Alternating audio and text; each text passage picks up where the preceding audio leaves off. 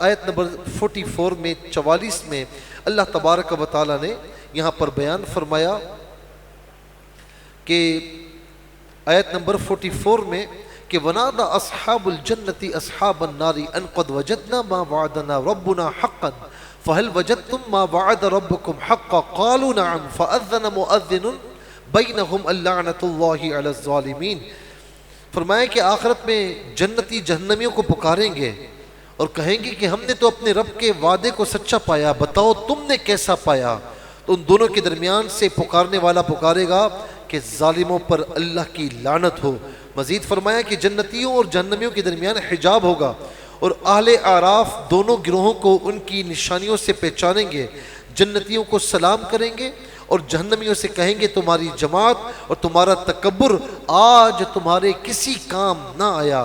جنتیوں سے استدعا کریں گے کہ ہم پر تھوڑا سا پانی انڈیل دو، جو نعمتیں تمہیں عطا ہوئی ہیں ان میں سے تھوڑا سا ہمیں بھی دے دو، مگر اللہ نے فرمایا کہ یہ چیزیں انکار کرنے والوں پر حرام ہیں۔ جن لوگوں نے دین کو کھیل تماشا سمجھ رکھا تھا اللہ ان سے فرمائے گا کہ جس طرح تم نے قیامت کے دن کو فراموش کر رکھا تھا آج تم بھی نظر انداز کیے جاؤ گے۔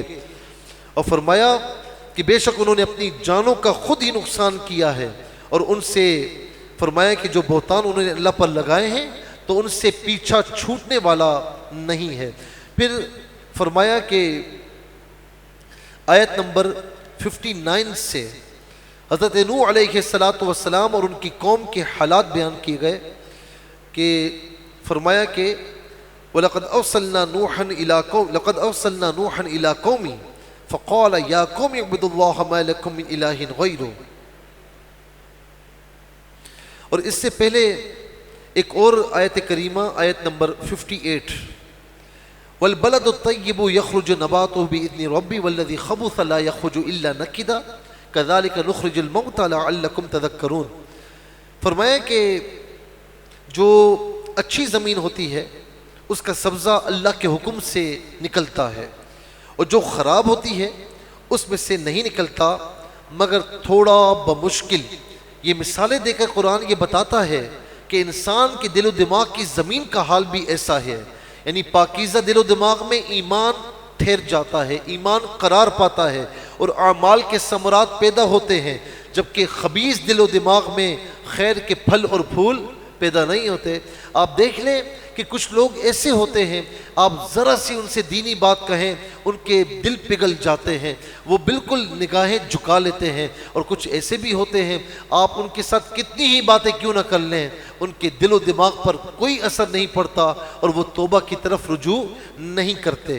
اس کے بعد آیت نمبر 59 میں اللہ رب العالمین نے فرمایا کہ ہم نے نوح کو اس کی قوم کی طرف بھیجا تو اس نے کہا میری قوم اللہ کی عبادت کرو، اس کے سوا تمہارا کوئی معبود نہیں، بے شک مجھے تم پر بڑے دن کے عذاب کا ڈر ہے۔ تو جواباً قوم نے کہا قال الملأ من قومی انا لنراک فی ضلال مبین، آپ کی قوم نے جواباً کہا کہ ہم آپ کو کھلی گمراہی میں دیکھتے ہیں۔ نوح علیہ السلام نے فرمایا کہ میں اللہ کا رسول ہوں، میرا کام تمہاری خیر خواہی ہے، تم تک دعوت حق کو پہنچانا ہے۔ اس کے بعد قوم نوح کی تکذیب، مزید تکذیب، پھر نوح علیہ السلام کا کشتی بنانا اللہ کے حکم سے۔ تو روئے زمین پر سب سے پہلی کشتی نوح علیہ السلام نے بنائی، اور اس کے بعد ایمان والوں کو اس میں سوار کروانا، اور تمام ایمان والے حتیٰ کہ جانور چرند پرند بھی آپ کے ساتھ سوار ہوئے، اور نوح علیہ السلام کے بیٹے کے سوا جو بھی ایمان والے تھے وہ بچ گئے، اور باقی بیٹا آپ کا جس کا نام کنعان تھا وہ اور باقی جتنے نافرمان تھے وہ سب کے سب تباہ و برباد ہو گئے۔ نوح علیہ السلام کی قوم کو طوفان کے ذریعے تباہ و برباد کیا گیا۔ پھر اس کے بعد آیت نمبر 65 میں اللہ تبارک و تعالی حضرت ہود علیہ السلام کا بیان فرماتا ہے وَإِلَىٰ عَادٍ أَخَاهُمْ هُودًا قَالَ يَا قَوْمِ اعْبُدُوا اللَّهَ مَا لَكُم مِّنْ إِلَٰهٍ غَيْرُهُ۔ قوم عاد کی طرف اس قوم کو عاد اولا بھی کہتے ہیں۔ ہود علیہ السلام تشریف لائے اور ان کو سمجھایا کہ تم بتوں کی پوجا نہ کرو، تم اللہ کی عبادت کرو۔ تو ہود علیہ السلام کی قوم نے بھی وہی کیا جو نوح علیہ السلام کی قوم نے کیا تھا، نبی پر طعن کیا، معاذ اللہ کہا کہ آپ حماقت میں ہیں۔ ہود علیہ السلام نے اپنی قوم کو وہی جواب دیا جو نوح علیہ السلام نے دیا تھا، اور پھر اس کے بعد ہود علیہ السلام نے قوم عاد کو انعامات الہیہ کا شکر ادا کرنے کی تلقین کی، انہوں نے انکار کیا، چنانچہ ان پر اللہ کا عذاب اور غضب نازل ہوا۔ اللہ تعالیٰ نے حضرت ہود علیہ السلام اور ان کے ساتھیوں کو نجات دی اور آیات الہی کو جھٹلانے والوں کا قلع کم فرما دیا۔ کہتے ہیں کہ جو ہود علیہ السلام کی قوم تھی نا، ان پر جو عذاب الہی جو نازل ہوا، کہتے ہیں کہ اللہ تعالیٰ نے 3 بادل بھیجے، سرخ، سیاہ اور سفید، اور معاملہ ان کا یہ تھا کہ 1 سالی ہوئی بارشیں رک گئیں تو یہ حرم میں دعا کرنے کے لیے آئے، وہاں پر بھی آ کر لاہو و لعب میں پڑ گئے۔ پھر کسی نے یاد دلایا کہ بھئی تم تو دعا کرنے کے لیے آئے ہو، تو اب انہوں نے دعا کی تو 3 بادل بھیجے، سرخ، سیاہ اور سفید۔ انہوں نے سیاہ بادل کو جو ہے وہ منتخب کیا کہ اس میں پانی بہت زیادہ ہوگا، اور پھر اس کے بعد یہ ہوا کہ سیاہ بادل سے ایک ہوا چلی، اور اتنی تیز ہوا تھی کہ پوری قوم کو، ہود علیہ السلام کی قوم کی جو نافرمان تھے، سب کو اڑا کر لے گئی اور سارے ہلاک و برباد ہو گئے۔ اللہ تبارک و تعالیٰ نے اسی ہود علیہ السلام کی قوم کے لیے فرمایا کہ فَأَنْجَيْنَاهُ وَالَّذِينَ مَعَهُ بِرَحْمَةٍ مِنَّا، آیت نمبر 72 میں، کہ ہم نے ہود علیہ السلام اور ان کے ساتھ جو ایمان والے تھے ان کو ہم نے بچایا اور باقی پوری قوم کو ملیا میٹ کر دیا۔ پھر اس کے بعد آیت نمبر 73 سے صالح علیہ السلام اور ان کی قوم کا ذکر ہے۔ آپ کی قوم سمود بھی کہلاتی ہے اور عاد ثانی بھی کہلاتی ہے۔ قوم سمود کے مطالبے پر اللہ رب العالمین نے صالح علیہ السلام کے معجزے کے طور پر چٹان سے حاملہ اونٹنی پیدا فرمائی، انہیں حکم دیا کہ اسے چرنے کے لیے آزاد چھوڑ دو، اور ایک دن یہ پانی پیے گی، دوسرے دن تم پیو گے، جس دن یہ پیے گی تم نہیں پیو گے، جس دن تم پیو گے یہ نہیں پیے گی۔ اور جس دن اونٹنی کے پانی پینے کا دن ہوتا تو اس کے بعد وہ اتنا دودھ دیتی کہ پوری قوم کے لیے کافی ہو جاتا۔ اور پھر ان سے کہا گیا، قوم سمود کے لوگ بڑے طاقتور تھے، یہ نرم زمین میں محلات بناتے، پہاڑوں کو تراشتے، اس میں گھر بناتے، آج بھی اس کے آثار جو ہے وہ موجود ہیں۔ گویا ان کو اپنی طاقت پر بڑا ناز تھا۔ پھر قوم سمود نے اللہ کے حکم کی نافرمانی کی، اونٹنی کی کونچیں ٹانگیں کاٹ ڈالی۔ اللہ تبارک و تعالیٰ نے ان کی سرکشی کی سزا اس طرح دی کہ ان پر رات کو زلزلے کا عذاب آیا اور صبح کو وہ اپنے گھروں میں اوندھے منہ پڑے رہ گئے۔ فَأَخَذَتْهُمُ الرَّجْفَةُ فَأَصْبَحُوا فِي دَارِهِمْ جَاثِمِينَ، آیت نمبر 78 میں فرمایا کہ انہیں زلزلے نے آ لیا تو صبح کو اپنے گھروں میں اوندھے منہ پڑے رہ گئے۔ اتنے لمبے لمبے تھے گویا کہ کھجور کے درخت کو نیچے گرا دیا جائے تو فرمایا کہ ان کی لاشیں اتنی لمبی لمبی تھی جو یہ پڑے ہوئے تھے زمین پر، کوئی پوچھنے والا نہیں تھا۔ اللہ رب العالمین نے ان کی ساری طاقت کو ملیا میٹ فرما دیا۔ پھر اس کے بعد لوط علیہ السلام کی قوم کا ذکر ہے، اور آیت نمبر 80 میں فرمایا وَلُوطًا إِذْ قَالَ لِقَوْمِهِ تَأْتُونَ الْفَاحِشَةَ، لوط علیہ السلام کی قوم بے حیائی میں اپنے زمانے کے سب لوگوں پر سبقت لے گئی، اپنی جنسی خواہش کو غیر فطری طریقے سے ادا کرتے تھے۔ جب اللہ کے نبی عذاب کا ڈر سناتے مذاق اڑاتے، بالآخر اللہ رب العالمین نے ان پر عذاب نازل فرمایا، آسمان سے پتھر برسائے، اس طرح کہ ان کا نام و نشان مٹا دیا گیا، یہاں تک کہ لوط علیہ السلام کی بیوی جو قوم لوط کے خیال تھی وہ بھی عذاب سے نہ بچ سکی۔ لوط علیہ السلام اور ان کے ساتھ قبیلے کے چند نیکوکار لوگ ہی محفوظ رہے۔ جبرائیل علیہ السلام نے اس قوم کو اپنے پروں پر اٹھایا، یہ سو رہے تھے، اور یہ صبح کے قریب کا وقت تھا جس وقت مرغ اذانیں دیتے ہیں۔ اتنا اوپر لے گئے آسمانوں کی طرف کہ اس قوم میں جو مرغ تھے جو اذانیں دے رہے تھے، فرشتوں نے ان کی آوازیں سنی اور پھر اوپر لے جا کر انہیں اوندھا کر کے گرا دیا گیا، الٹا کر کے گرا دیا گیا۔ آج بھی کہتے ہیں کہ جس مقام پر یہ اللہ کا عذاب آیا تھا یہ ڈیڈ سی کہلاتا ہے، یہی وہ ایریا تھا، اور آج تک زندگی کے آثار اس زمین کے پانی میں بھی نہیں ہیں۔ اللہ رب العالمین کا اتنا شدید عذاب آیا تھا۔ ویسے ہر پانی میں مچھلیاں ہوتی ہیں، ڈیڈ سی میں آپ کو بحیرہ مردار میں کوئی مچھلی نہیں ملے گی، اور وہاں پر آدمی اگر ایسے ہی پانی کے اندر جائے تو پانی بے جان سا ہے، آدمی اوپر ہی رہتا ہے، اس پانی میں کوئی جان نہیں، زندگی کے آثار نہیں، یہ آج کی سائنس پروف کر رہی ہے۔ پھر اس کے بعد آیت نمبر 85 سے شعیب علیہ السلام اور ان کی قوم اہل مدین کا ذکر ہوا 85 نمبر آیت وَإِلَى مَدْيَنَ أَخَاهُمْ شُعَيْبًا. اور اس قوم کا گناہ یہ تھا کہ ان کی ناپاک خصلتیں یہ تھی کہ ناپ تول میں ڈنڈی مارتے تھے، دوسروں کو چیزیں کم تول کر دیتے تھے، راستے میں بیٹھ کر آل ایمان کو ڈراتے تھے اور انہیں راہ راست سے روکتے تھے. انہیں یہ بھی کہا گیا کہ فساد فی الارض سے باز آ جاؤ، اپنے سے پہلے سرکش امتوں کا انجام دیکھ لو، تمہیں پتہ لگ جائے گا. لیکن نہیں مانتے تھے، ناپ تول میں کمی. اللہ کے نبی کی تعلیمات کو کیا آج اس معاشرے میں نہیں جھٹلایا جا رہا؟ نبی علیہ السلام کی تعلیمات کا جانے انجانے میں مذاق نہیں اڑایا جا رہا؟ اللہ کے احکامات کو پس پشت نہیں ڈالا جا رہا؟ کیا نبی علیہ السلام کے معجزات کی مختلف ہیلے بہانوں سے تکذیب نہیں کی جا رہی؟ کیا حضور نبی کریم علیہ السلام کا یہ امتی ناپ تول میں کمی نہیں کر رہے؟ جس کا جہاں بس چل رہا ہے، کہیں کوئی ناپ میں کمی کر رہا ہے، کہیں تول میں کمی کر رہا ہے، جس کا جہاں بس چل رہا ہے. وہ ایک ایک برائیوں میں تھے، اللہ تعالیٰ نے انہیں معاف نہیں فرمایا اور عذاب الہی آیا، ملیا میٹ ہو گئے. ہم اجتماعی طور پر تمام برائیوں میں ملوث ہیں. تو ذرا کانپیں، ذرا اللہ کی بارگاہ میں خوف کریں کہ ہم گویا کہ اللہ کے عذاب کو دعوت دے رہے ہیں. یہ نبی علیہ السلام کی رحمت ہے کہ جو اجتماعی عذاب نہیں آ رہا، ورنہ ہم نے کوئی کسر نہیں چھوڑی. اللہ تبارک و تعالیٰ نے اس قوم پر جو عذاب نازل فرمایا کہ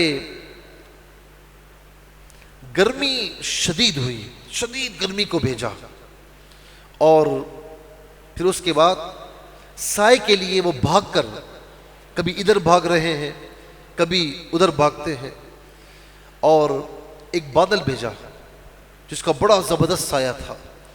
اس میں سے کچھ لوگ اس سائے میں آئے، باقی ساری قوم کو بلا لیا کہ آؤ یہاں پر سایہ ہے. اس سائے میں آئے، وہ بادل آگ بن کر بھڑک اٹھا اور پوری قوم اس میں ہلاک ہو گئی، برباد ہو گئی. اللہ رب العالمین نے کسی نافرمان کو نہیں چھوڑا. یہ نوح علیہ السلام کی قوم کا بیان، ہود علیہ السلام کی قوم کا بیان، صالح علیہ السلام کی قوم، لوط علیہ السلام کی قوم اور شعیب علیہ، یہ 5 اقوام کا تواتر سے ذکر ہے.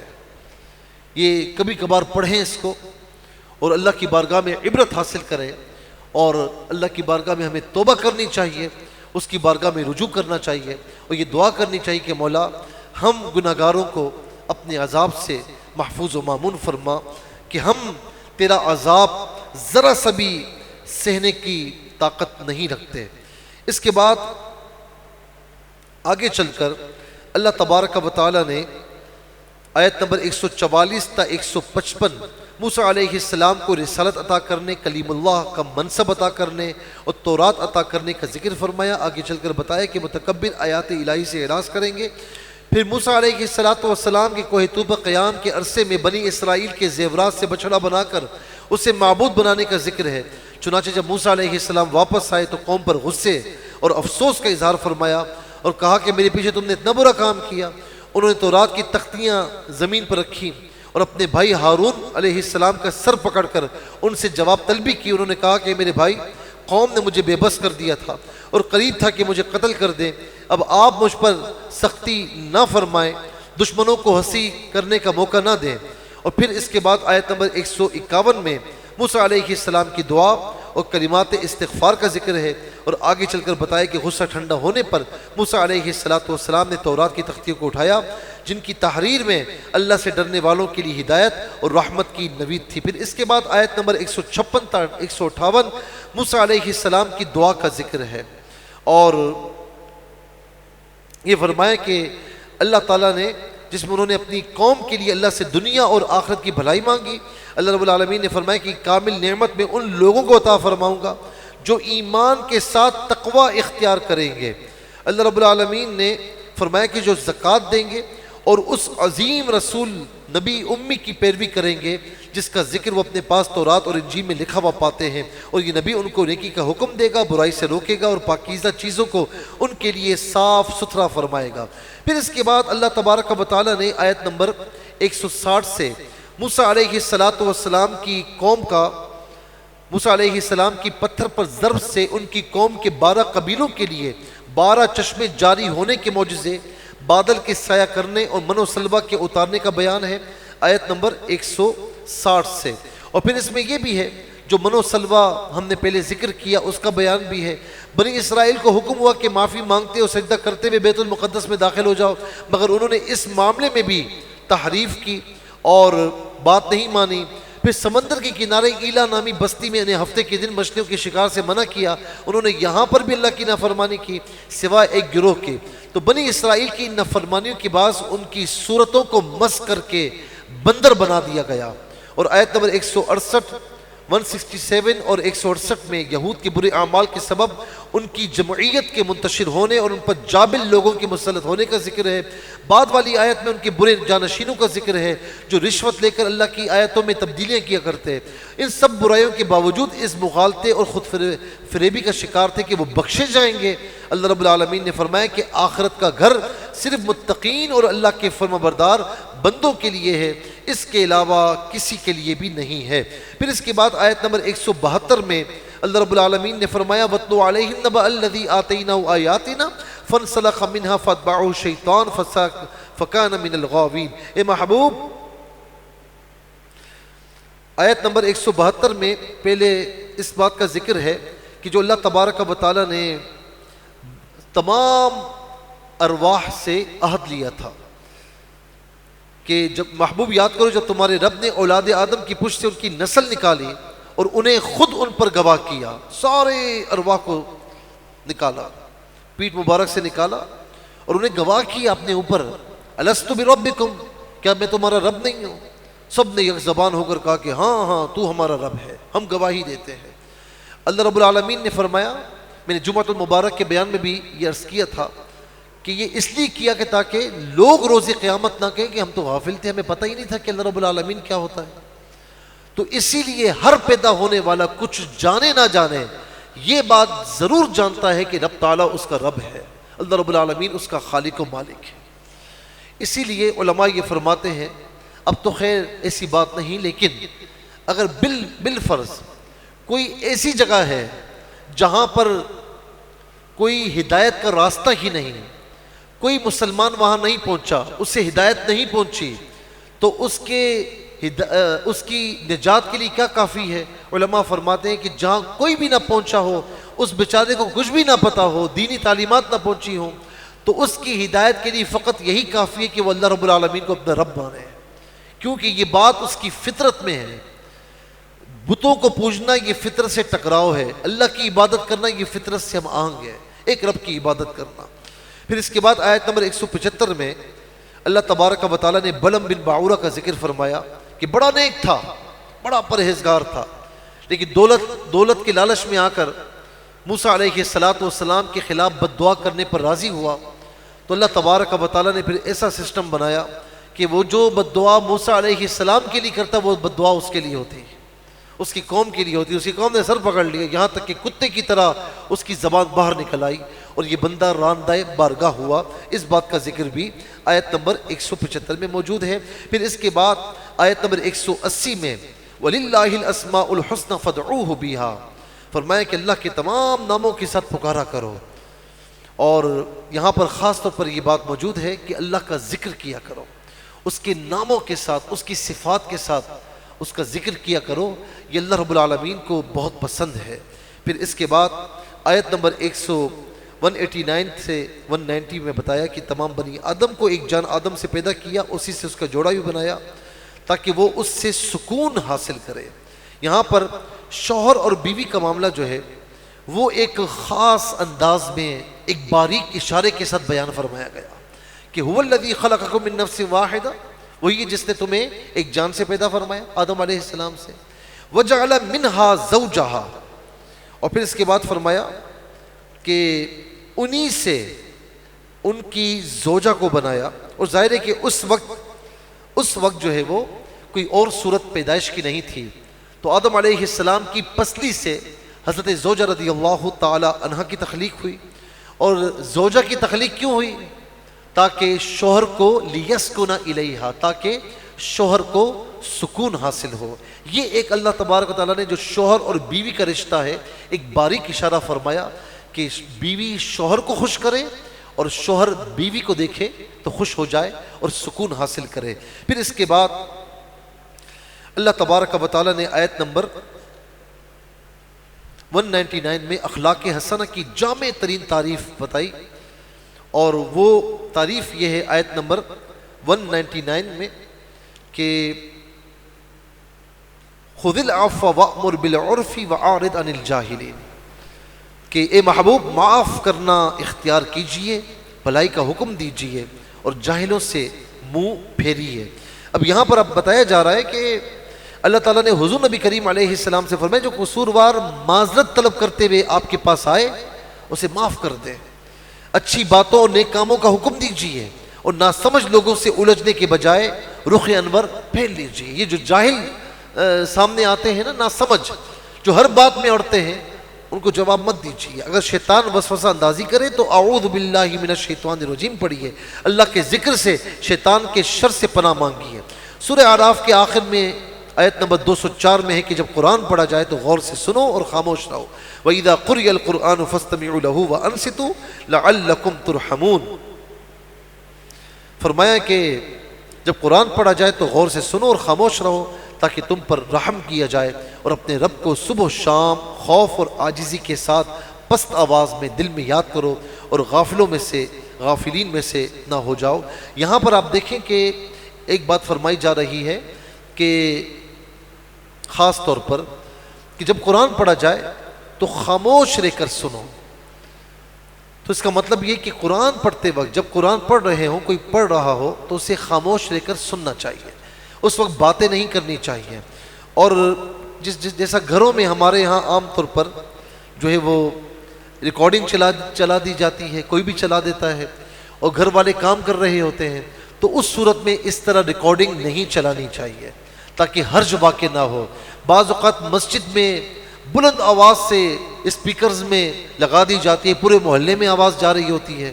ظاہر محلے میں کوئی بیمار ہے، کوئی بیچارہ کام میں مصروف ہے، تو ان کے کاموں میں حرج واقع نہ ہو تو اس طرح نہیں کرنا چاہیے. ہاں پہلے سے لوگ کام کر رہے ہیں، وہاں پر آ کر اسے تلاوت لگائی یا تلاوت پڑھنا شروع کی تو پھر اس کا مطلب یہ ہے کہ جو کام کر رہے ہیں تو بیچارے ان پر سننا ضروری نہیں، کیونکہ اپنے کام میں مصروف ہیں. یہ اس وقت ضروری ہے کہ جب بیٹھے ہوئے ہوں اور پھر کوئی تلاوت کر رہا ہو یا تلاوت ان کی مرضی سے چلائی جائے تو پھر خاموش رہ کر سنیں اور آپس میں ایک دوسرے سے بات چیت نہ کریں. اور اسی سے یہ مسئلہ نکلا ہے کہ امام کے پیچھے یہ جو کہتے ہیں نا کہ سورہ فاتحہ نہیں پڑھنی چاہیے، تو امام کے پیچھے بھی تلاوت نہیں کرنی چاہیے. قرآن کا حکم ہے کہ جب قرآن کی تلاوت ہو تو خاموش رہ کر سنو، تو امام تلاوت کر رہا ہے اور مقتدیوں کو سننا ہے. اور اسی طریقے سے حدیث پاک میں ہے کہ قراءت الامامی، امام کی قراءت مقتدی کی قراءت ہے. ٹھیک ہے نا؟ تو امام قراءت کر رہا ہے، وہی مقتدی قراءت ہے، مقتدی کو سننا ہے، وہ گویا کہ اسی کی قراءت مانی جائے گی. اس کی سب سے بڑی دلیل یہ ہے جو یہ کہتے ہیں نا کہ امام کے پیچھے سورہ فاتحہ نہیں پڑھنی چاہیے، تو ذرا ان سے پوچھیں کہ جب آپ مسجد میں آئے، پہلی رکعت میں امام کو رکوع میں پایا اور آپ نے اسے آ کر رکوع میں شامل ہو گئے، تو مجھے بتائیں کہ کیا آپ کو پہلی رکعت مل گئی؟ جی ہاں مل گئی. آپ نے تو سورہ فاتحہ نہیں پڑھی، آپ نے تو تلاوت نہیں کی، تو کیسے مل گئی؟ اس کا مطلب ہے کہ امام کا پڑھنا آپ کا پڑھنا ہے. اللہ تبارک و تعالی ہمیں عقل سلیم عطا فرمائے.